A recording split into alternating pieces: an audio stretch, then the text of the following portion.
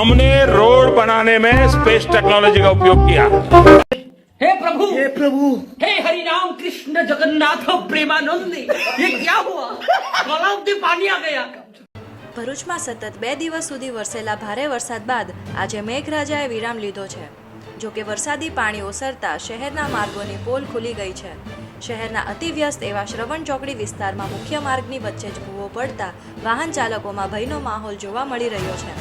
આ માર્ગ પરથી દરરોજ હજારો વાહનોની અવરજવર થતી રહેતી હોવાથી જો તાત્કાલિક સમારકામ નહીં કરાવવામાં આવે તો ગંભીર અકસ્માત સર્જાય તેવી આશંકા વ્યક્ત કરવામાં આવી રહી છે.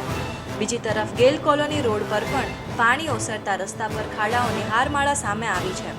માર્ગની બાજુના કાંઠાનો અંદાજ ન આવતા અનેક વાહનો પાણીમાં ફસાઈ જવાના દ્રશ્યો પણ જોવા મળ્યા હતા, જેના કારણે વાહન ચાલકોને ભારે હાલાકીનો સામનો કરવો પડ્યો હતો.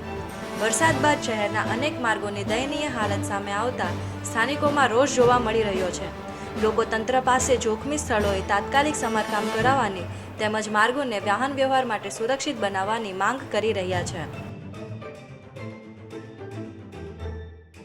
આ રોડ જ્યારે ગટરકામ પૂરું થયું ત્યારે એ લોકો જોડે ઓલમોસ્ટ મે જ મહિનામાં ગટરનું કામ ઓલમોસ્ટ પૂરું થઈ ગયું અને જીઈબીનું જે અંડરગ્રાઉન્ડ જે કામ હતું, યુટિલિટીઝ હતી, એ બધા વર્ક કમ્પ્લીટ થઈ ગયા. તો રોડ કોન્ટ્રાક્ટર જોડે 1 થી 1.5 મહિનાનો પુષ્કળ સમય હતો. એક લાઈન ગેલ કોલોનીથી શ્રવણ ચોકડી સુધી વન વે લાઈન જો ક્લિયર કરીને આરસીસી બનાવી દીધું હતું તો અહીંયા રહેતા 20 સોસાયટીના રહીશોએ આ હાલાકી ના ભોગવી પડે. અહીંયા લોકો અવારનવાર લેડીઝો, છોકરાઓ સ્કૂલે જતા, મોટી ઉંમરના અને નોકરીએ જતા વર્ગ સ્લીપ થઈ જાય છે, પડી જાય. કાલે જ એક ભાઈ ઈજા થયેલી.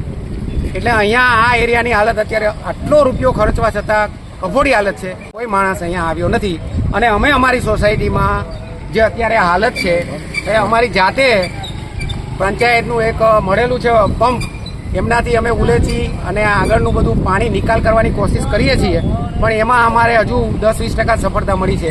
અને હાલની તકે બી બધા આમ તાપ નીકળી ગયો છે, વરસાદ નથી છતાં સોસાયટીમાં પાણી ભરેલા છે.